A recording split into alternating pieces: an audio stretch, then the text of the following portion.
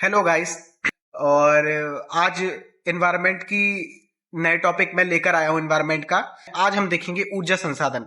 तो बिना time waste किए हुए जल्द से जल्द हम अपना टॉपिक शुरू करते हैं।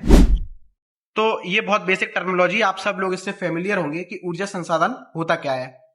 आइए चलिए देखते हैं।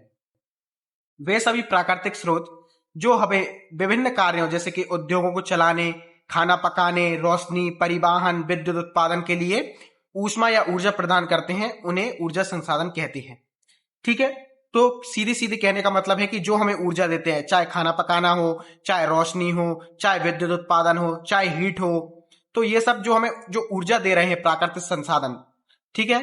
जो प्राकृतिक संसाधन हमें ऊर्जा दे रहे हैं उनको हम क्या बोलते हैं? ऊर्जा संसाधन। इनको एनसीईआरटी पाठ्यक्रम के अनुसार दो भागों में बांटा गया है। एक है परंपरागत ऊर्जा और दूसरा है गैर परंपरागत। ठीक है। तो यह ऊर्जा के वे परंपरागत स्रोत है जिनका उपयोग मनुष्य सदियों से करता आ रहा है। इनके भंडार सीमित है तथा ये अनवीनीकरणीय होते हैं। मतलब कि ये पर्यावरण को अधिक प्रदूषित करते हैं और इनका उपयोग हम सीमित मात्रा में कर सकते हैं। ये एक समय ऐसा आएगा कि जब ये जो हमारे जो ऊर्जा स्रोत है ये खत्म हो जाएंगे। ठीक है। और गैर परंपरागत में हमारा आ जाएगा कि ये ऊर्जा के आधुनिक और वैकल्पिक स्रोत हैं। ये नवीनीकरण है, मतलब कि इनको हम द्वारा यूज कर सकते हैं। आधुनिक वैकल्प है ये, अर्थात ये प्रकृति में कभी समाप्त नहीं होंगे और ये पर्यावरण के लिए अनुकूल होते हैं। जबकि परंपरागत ऊर्जा स्रोत जो है ये एनवायरमेंट के लिए, हमारे पर्यावरण के लिए अच्छे नहीं है। ठीक है।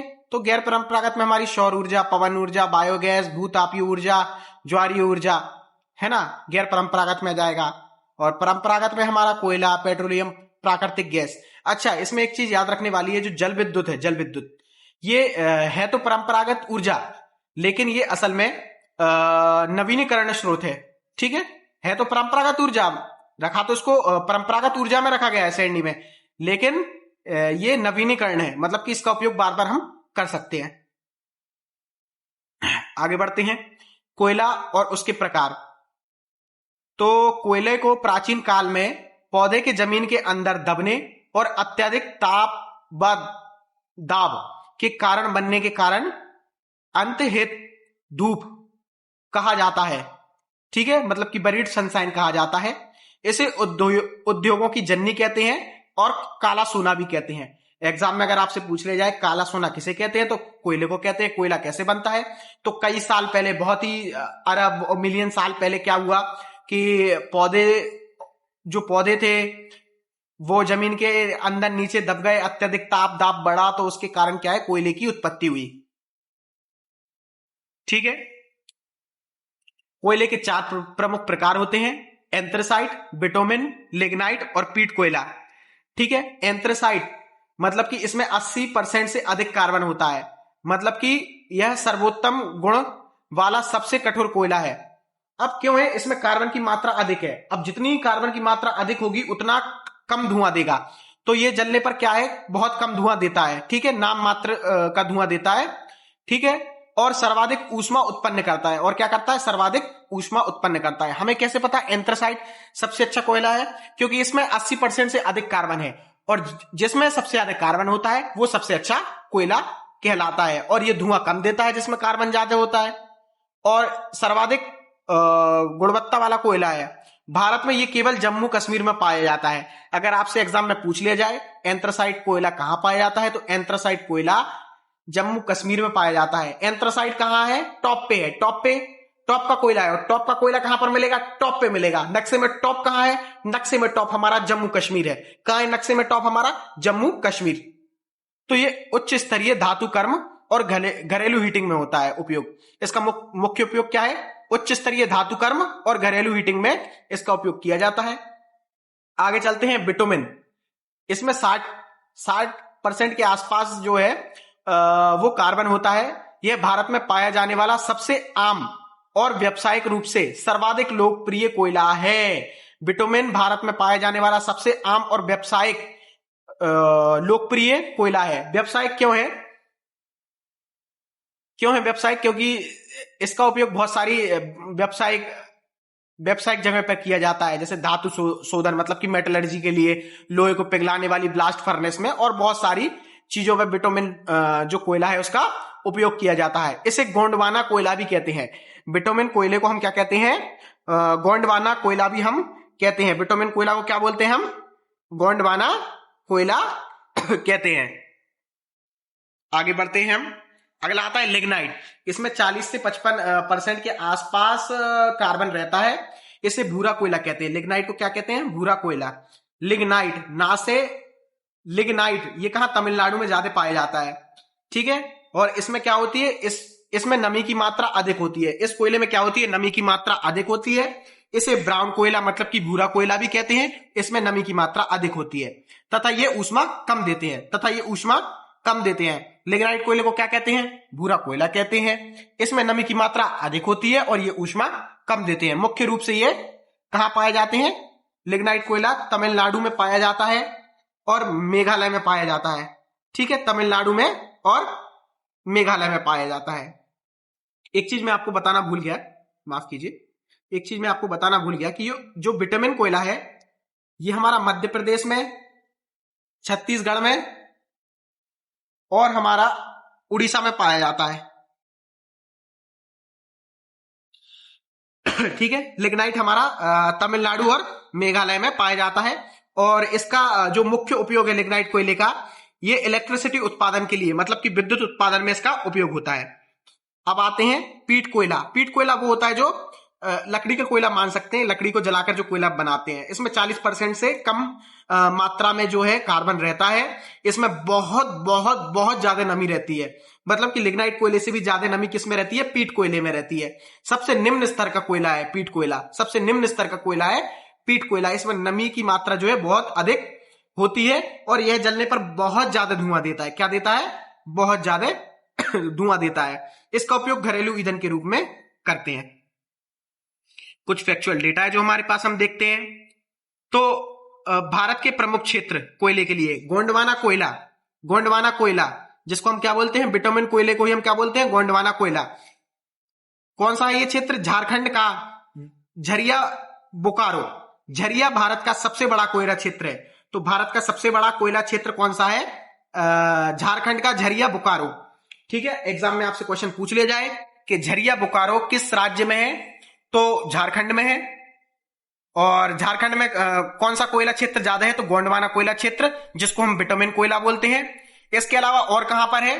पश्चिम बंगाल के रानीगंज में भारत का पहला कोयला क्षेत्र है। ठीक है, तो आपसे एग्जाम में अगर पूछ लिया जाए कि पश्चिम बंगाल रानीगंज में कौन सा कोयला क्षेत्र है, पहला, दूसरा, तीसरा, तो भारत का पहला कोयला क्षेत्र कहां पर है? पश्चिम बंगाल के रानीगंज में। इसके अलावा कहां है? उड़ीसा में भी ये विस्तृत है। आगे बढ़ते हैं। लिग्नाइट भंडार। तमिलनाडु के नेवेली क्षेत्र में लिग्नाइट कोयले के उत्पादन के लिए पूरे भारत में प्रसिद्ध है। तो लिग्नाइट जो कोयला है वो तमिलनाडु के नेवेली क्षेत्र लिग्नाइट कोयले के उत्पादन के लिए बहुत ज्यादा फेमस है। सीधा सीधा क्वेश्चन है। सबसे इंपॉर्टेंट क्वेश्चन ये है, ये और ये 3 क्वेश्चन इससे बनेंगे। मध्य प्रदेश का कोयला उत्पादन में भारत में प्रमुख स्थान है। ठीक है, किसका है मध्य प्रदेश में? सिंगरौली कोयला क्षेत्र है, इसका प्रमुख स्थान है मध्य प्रदेश में। अपनी अत्यधिक मोटी कोयला परत के लिए जाना जाता है। तो जो सिंगरौली का कोयला होता है उसकी खासियत क्या रहती है कि इसकी जो कोयले की जो मोटाई होती है, परत की जो मोटाई होती है वो अत्यधिक मोटी होती है। ठीक है, और जिसे मध्य प्रदेश की ऊर्जा राजधानी भी कहा जाता है। ठीक है, तो मध्य प्रदेश की ऊर्जा राजधानी किसको कहा जाता है? तो सिंगरौली को कहा जाता है। सिंगरौली को मध्य प्रदेश की ऊर्जा राजधानी कहा जाता है क्योंकि इसमें क्या है? प्रमुख कोयला पाया जाता है प्रमुख रूप से मध्य प्रदेश में। सुहागपुर मध्य प्रदेश का सबसे बड़ा कोयला क्षेत्र है। अगर आपसे पूछा जाए कि सबसे बड़ा कोयला क्षेत्र कौन सा है मध्य प्रदेश का, तो सुहागपुर शहडोल मध्य प्रदेश का सबसे बड़ा कोयला क्षेत्र है। सुहागपुर शहडोल मध्य प्रदेश का सबसे बड़ा कोयला क्षेत्र है। ठीक है, आपको मेरी बात समझ में आ रही है?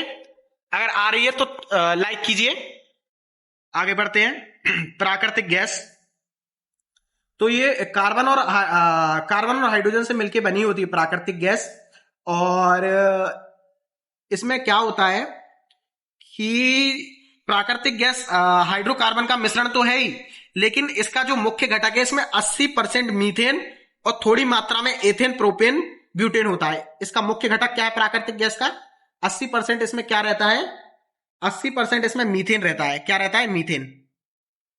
प्राकृतिक गैस में 80% मीथेन रहता है, ठीक है। और बाकी के 20% में थोड़ी मात्रा में एथेन, प्रोपेन और ब्यूटेन होता है, जो बची बाकी 20% जो बचे हैं।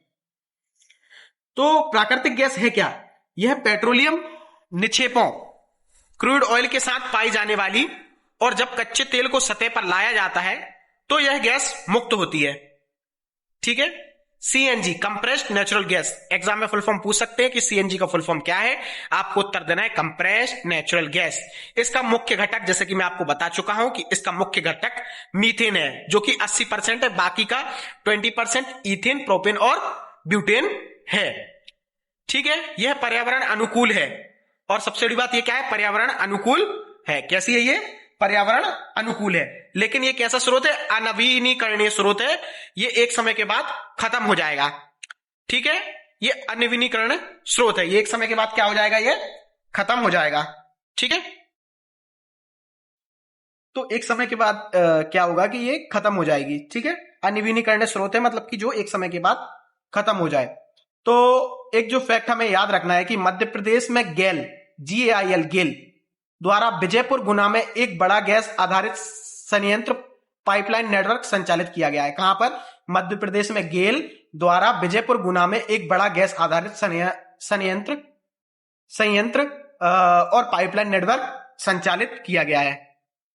आगे बढ़ते हैं, बायोगैस पर बढ़ते हैं। तो बायोगैस ग्रामीण क्षेत्रों में जैविक अपशिष्ट जैसे कि मृत पौधे, पशुओं का गोबर, मानव मल और रसोई की कचरे को बैक्टीरिया द्वारा अवायवीय, मतलब कि वायु की अनुपस्थिति में ऐसी परिस्थितियों में सड़ाकर बनाई गई गैस को हम क्या बोलते हैं? बायोगैस बोलते हैं। मतलब कि एक ये कंटेनर है, क्या है ये? एक कंटेनर है, ये ऊपर से पूरा पैक है, ठीक है। ये ऊपर से पूरा पैक है और इसमें पूरे गोबर, सड़ा मड़ा चीजें है ना, पूरी चीजें, और इसमें पानी मिलाते हैं। इसमें क्या है? बहुत बड़े कंटेनर में पानी मिलाते हैं। फिर यहां पर क्या होता है? अपापचय होता है। टैंक में क्या होता है? अपापचय, जिसको डाइजेस्टिव टैंक बोलते हैं, ठीक है।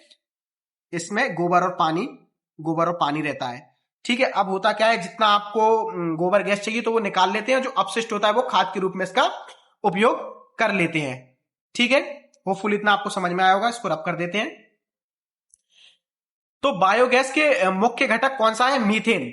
इसका भी मुख्य घटक कौन सा है? मीथेन। मतलब 55 से 70% इसमें क्या है? मीथेन और कार्बन डाइऑक्साइड का मिश्रण है। इसके लाभ क्या है? यह खाना पकाने और रोशनी के लिए सर्वोत्तम व सस्ता ईंधन है। कैसा है? सस्ता ईंधन। गैस के कंपैरिजन में अगर आप इसका कंपैरिजन करें तो ये थोड़ा सा सस्ता ईंधन पड़ेगा। और इसकी एक बात और है, इसके जो ऊष्मीयमान होता है, ऊष्मीयमान, बायोगैस या गोबर गैस का ऊष्मीयमान अधिक होता है, और ये जो है प्रकाश उत्पन्न कर सकता है। और ये गोबर गैस ये धुआं रहित गैस है, मतलब कि ये धुआं नहीं देती, ठीक है। ये धुआं नहीं देती और इसकी ऊष्मीयमान अधिक होती है और ये जल्दी से खाना पका देती है, ठीक है। होपफुली इतना आपको समझ में आया होगा। नेक्स्ट बढ़ते हैं हम अगले टॉपिक पर। अगले टॉपिक पर आगे बढ़ने से पहले एक चीज और बताना चाहता हूं कि जो एलपीजी है हमारी, एलपीजी जो सिलेंडर है, उसमें मुख्य रूप से कौन सी गैस उपयोग होती है? तो एलपीजी में मुख्य रूप से ब्यूटेन और प्रोपेन का यूज होता है। एलपीजी में मुख्य रूप से ब्यूटेन और प्रोपेन का यूज होता है, ठीक है। ब्यूटेन और प्रोपेन का मुख्य रूप से एलपीजी गैस सिलेंडर में ब्यूटेन और प्रोपेन गैस का उपयोग होता है। आगे बढ़ते हैं हम, इसको रब कर देता हूं मैं। अब आते हैं हम सौर ऊर्जा पर। तो सौर ऊर्जा सभी को पता होगा कि सूर्य से प्राप्त प्रकाश और ऊष्मा को फोटोवोल्टिक सेलों की तकनीकों द्वारा सीधे विद्युत ऊर्जा में बदलना सौर ऊर्जा कहलाता है, ठीक है। आजकल आपने देखा होगा सोलर पैनल चल रहे हैं, तो उन सोलर पैनलों में ऊर्जा के लिए कौन सी जो स्रोत है, मुख्य स्रोत, वो यूज हो रहा है। तो उसमें सेमीकंडक्टर यूज होता है, मतलब कि अर्धचालक सिलिकॉन नामक सेमीकंडक्टर उसमें यूज होता है। आपसे एग्जाम में क्वेश्चन पूछ लिया जाता है कि सोलर पैनलों को आपस में जोड़ने और सेल बनाने के लिए कौन सा अर्धचालक उपयोग होता है? तो सिलिकॉन नामक अर्धचालक जो है उसका प्रयोग किया जाता है। आपसे एग्जाम में अगर क्वेश्चन पूछ ले जाए कि सिलिकॉन वैली कौन सी सिटी है, तो बेंगलुरु जो हमारी है वो सिलिकॉन वैली सिटी के नाम से जानी जाती है। अच्छा, जो उष्ण कटिबंधीय देश हैं जैसे कि भारत जैसे देश, जहां धूप प्रचुर मात्रा में उपलब्ध होती है, वहां सौर ऊर्जा के दोहन की असीम संभावनाएं होती हैं। विश्व में और भारत का सबसे बड़ा पार्क, मतलब कि विश्व का सबसे बड़ा पार्क जो भारत में है, भारत का सबसे बड़ा पार्क तो होगा ही जब वो विश्व का है, तो वो कहां पर है? राजस्थान के कहां पर है? भादला सोलर पार्क। राजस्थान का कौन सा? भादला सोलर पार्क विश्व का और भारत का सबसे बड़ा सोलर पार्क में से एक है। नोट डाउन कीजिए गाइस कि विश्व और भारत का सबसे बड़ा पार्क राजस्थान का भादला सोलर पार्क है। विश्व के सबसे बड़े सोलर पार्कों में से ये एक है। सबसे ज्यादा जो क्वेश्चन पूछे गए हैं वो इस पॉइंट से पूछे गए हैं, इस पॉइंट से कि मध्य प्रदेश के रीवा में 750 मेगावाट का ultra mega solar power project स्थापित किया गया है। तो अगर आपसे पूछा जाए कि 750 मेगावाट का ultra mega solar power plant Madhya Pradesh के किस राज्य में लगा हुआ है, तो मध्य प्रदेश के रीवा राज्य में लगा हुआ है। ठीक है, जिससे दिल्ली मेट्रो को भी बिजली की आपूर्ति की जाती है, मतलब कि दिल्ली मेट्रो तक जो है बिजली की आपूर्ति की जाती है। तो कहां पर लगा है? तो रीवा में 750 मेगावाट का ultra mega solar power project स्थापित किया गया है। इसके अतिरिक्त नीमच और मंदसौर में भी बड़े सोलर प्लांट हैं। ठीक है, एक बात और जो आपको याद रखनी है कि जो भारत का सौर ऊर्जा में स्थान है वो तीसरे नंबर पर है। भारत का जो सौर ऊर्जा में स्थान है वो तीसरे नंबर पर है। अगर एग्जाम में आपसे पूछ लिया जाए कि भारत दुनिया में सौर ऊर्जा उत्पादन में कौन से नंबर पर है, तो भारत तीसरे नंबर पर है। और आंध्र प्रदेश का कौन सा गांव? सलीजीपल्ली गांव पूर्ण रूप से सौर ऊर्जा से चलता है। आंध्र प्रदेश का सलीजीपल्ली गांव पूर्ण रूप से सौर ऊर्जा से चलता है। और मध्य प्रदेश को भारत का पहला सोलर सिटी घोषित किया गया। ठीक है, मध्य प्रदेश के सांची को भारत का पहला सोलर सिटी घोषित किया गया। अगर आपसे पूछा जाए कि मध्य प्रदेश में किस सिटी को सोलर सिटी घोषित किया गया, पहली सोलर सिटी घोषित किया गया, तो मध्य प्रदेश के सांची को भारत का पहला सोलर सिटी घोषित किया गया। आगे बढ़ते हैं। अगला जो हमारा टॉपिक है वो है पवन ऊर्जा। जो हमारा अगला सब टॉपिक है पवन ऊर्जा। तो हवा की गति का उपयोग कर जो है पवन चक्की वो चलती हैं। इनकी हवा की गति लगभग 8 से 23 किलोमीटर के लगभग होनी चाहिए। 8 से 23 किलोमीटर प्रति घंटे के आसपास होनी चाहिए। मतलब कि पवन ऊर्जा उत्पन्न करने के लिए पवन की आदर्श गति 8 से लेके 23 किलोमीटर प्रति घंटा होनी चाहिए। ठीक है, 8 से लेके 23 किलोमीटर प्रति घंटा होनी चाहिए। और भारत को विश्व में पवन महाशक्ति का दर्जा भी प्राप्त है। ठीक है, देश में पवन ऊर्जा उत्पादन के लिए सबसे उपयुक्त स्थिति, तो भारत में जो पवन ऊर्जा के लिए सबसे अच्छी जो स्थिति है वो तमिलनाडु में, आंध्र प्रदेश में, गुजरात में, केरल में, कर्नाटक में, इन राज्यों में है, जो अपने दक्षिण राज्य हैं, दक्षिण के जो राज्य हैं उनमें है। ठीक है, जैसा कि मैं आपको पहले ही बता चुका हूं, इसकी परिभाषा अपन ने देख ली है। तो विशाल स्तर पर बिजली बनाने के लिए तटीय क्षेत्रों और पहाड़ी दर्रों में जहां तीव्र व निरंतर हवा चलती रहती है वहां पवन चक्की का समूह लगाया जाता है। ठीक है, तो किस स्थान पर लगाया जाता है?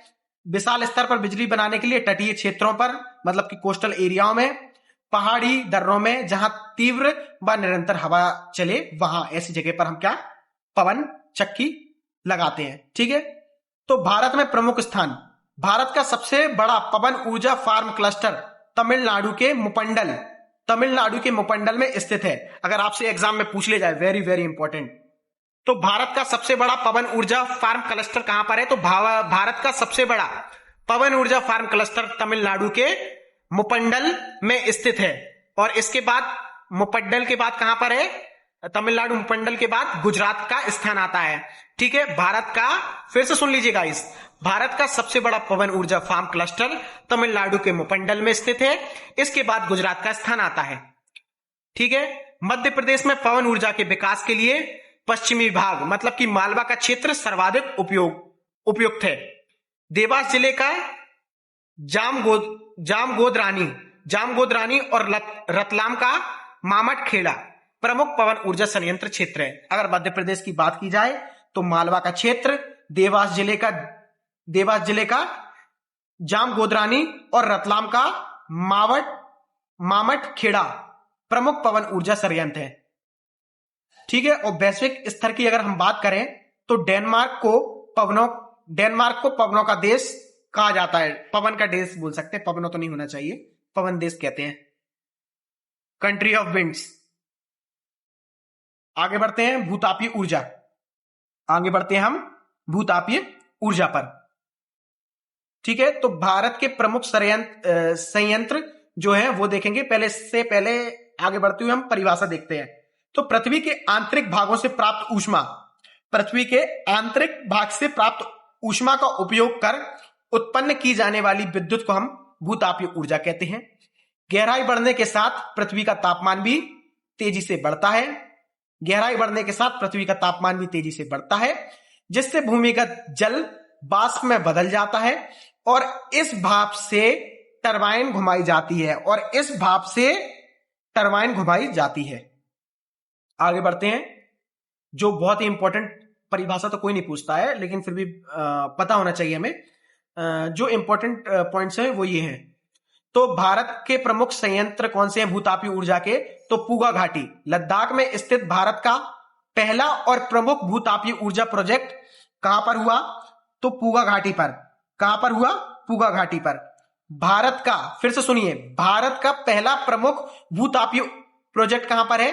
भारत का पहला प्रमुख भूतापीय ऊर्जा प्रोजेक्ट हमारा पूगा घाटी लद्दाख में। मेरे साथ बोलिए, पूगा घाटी लद्दाख में। इसके बाद हिमाचल प्रदेश में स्थित गर्म पानी के झरने का प्रसिद्ध क्षेत्र। हिमाचल प्रदेश में स्थित गर्म पानी के झरने का प्रसिद्ध क्षेत्र कहां है? मणिकर्ण जिसको हम बोलते हैं मणिकर्ण कहां पर है? पार्वती घाटी में स्थित मणिकर्ण हिमाचल प्रदेश में। पार्वती घाटी में स्थित मणिकर्ण हिमाचल प्रदेश में गर्म पानी के झरनों का प्रसिद्ध झील है। कहां पर? हिमाचल प्रदेश में। अच्छा, एक बात जो नोट करने वाली है, हमारे मध्य प्रदेश का जो पड़ोसी राज्य है छत्तीसगढ़, तो छत्तीसगढ़ में तातापानी नामक स्थान है। एक मिनट नोट करवा देता हूं मैं। छत्तीसगढ़ में हमारे छत्तीसगढ़ में जो पड़ोसी राज्य है सरगुजा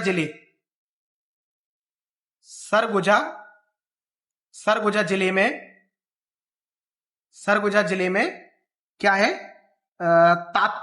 तातापानी नामक स्थान,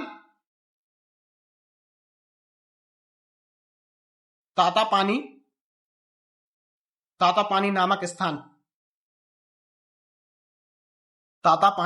नामक स्थान पर भूतापीय ऊर्जा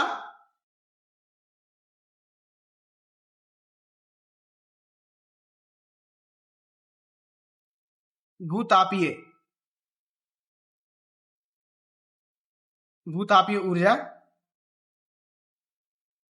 ऊर्जा संयंत्र स्थापित है।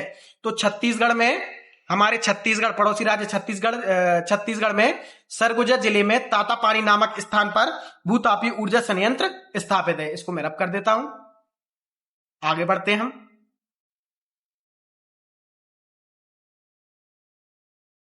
जल विद्युत, हाइड्रो इलेक्ट्रिसिटी। तो बांधों में ऊंचाई पर एकत्रित नदी के पानी को, बांधों में क्या होता है? ऊंचाई पर एकत्रित नदी के पानी को तेजी से नीचे गिराकर क्या करते हैं? तेजी से नीचे गिराकर उसकी गतिज ऊर्जा से टरबाइन और जनरेटर चलाकर बिजली बनाई जाती है। उसे हम जल विद्युत कहते हैं। उसे हम क्या कहते हैं? जल विद्युत कहते हैं। ठीक है, आगे बढ़ते हैं। जो इंपॉर्टेंट फैक्ट है उनको देखते हैं। वैश्विक हिस्सेदारी, विश्व की कुल उत्पादित बिजली का लगभग 1/4 हिस्सा, मतलब कि 25% हिस्सा जल विद्युत से प्राप्त होता है। मतलब कि जो इलेक्ट्रिसिटी बनती है 25% जो इलेक्ट्रिसिटी है वो जल विद्युत से बनती है। भारत के ऐतिहासिक तथ्य जो आपको जानना जरूरी है, जो एग्जाम में आपसे पूछ सकते हैं। भारत में पहला जल विद्युत स्टेशन कहां पर था? तो भारत का पहला जल विद्युत स्टेशन 1897 में दार्जिलिंग पश्चिम बंगाल में था। दार्जिलिंग पश्चिम बंगाल में। एक बार मैं फिर से रिपीट करता हूं कि भारत में पहला जल विद्युत स्टेशन 1897 में दार्जिलिंग पश्चिम बंगाल में सिद्रापोंग में शुरू किया गया। सिद्रापोंग में शुरू किया गया। सिद्रापोंग में शुरू किया गया। कहां पर शुरू किया गया? भारत में पहला जल विद्युत स्टेशन 1897 में दार्जिलिंग के पश्चिम बंगाल में सिद्रापोंग में शुरू होता था। और बड़े पैमाने पर पहला व्यावसायिक स्टेशन, ठीक है, पहला तो ये था, लेकिन अब बड़े पैमाने की बात कर रहे हैं। अगर बड़े पैमाने की बात करें तो बड़े पैमाने पर पहला व्यावसायिक स्टेशन, बड़े पैमाने पर पहला जो व्यावसायिक स्टेशन था वो 1902 में कर्नाटक के शिव समुद्रम कावेरी नदी पर स्थापित हुआ। अगर हम पहला बड़े स्तर पर व्यावसायिक स्टेशन देखें 1902 में कर्नाटक के शिव समुद्रम कावेरी नदी पर स्थापित हुआ। आगे बढ़ते हैं मध्य प्रदेश की परियोजना पर। तो मध्य प्रदेश की पहली जल विद्युत परियोजना चंबल नदी पर स्थित, मध्य प्रदेश की पहली जल विद्युत परियोजना चंबल नदी पर स्थित गांधी सागर बांध मंदसौर पर हुई। अगर आपसे एग्जाम में पूछ लिया जाए गांधी सागर बांध किस नदी पर बना है, तो गांधी सागर बांध हमारा चंबल नदी पर बना है। चंबल नदी कहां पर है? मध्य प्रदेश में है। और कौन सी विद्युत परियोजना है? तो ये हमारी जल विद्युत परियोजना है। और गांधी सागर बांध कहां पर? मंदसौर में। इसके अलावा नर्मदा नदी पर इंदिरा सागर बांध, नर्मदा नदी पर इंदिरा सागर बांध पुनासा, मध्य प्रदेश में इंदिरा सागर बांध नर्मदा नदी पर पुनासा। और ओमकारेश्वर परियोजना मध्य प्रदेश की जल विद्युत उत्पादन का प्रमुख केंद्र है। ये आपको याद रखना है। ठीक है गाइस, तो आज के लिए इतना ही। नेक्स्ट वीडियो में इसी टॉपिक के मैं आप लोगों को एमसीक्यू लेकर आऊंगा, जिससे आप लोगों का ये टॉपिक पूरा क्लियर हो जाएगा। मिलते हैं नेक्स्ट वीडियो में गाइस। Thank you.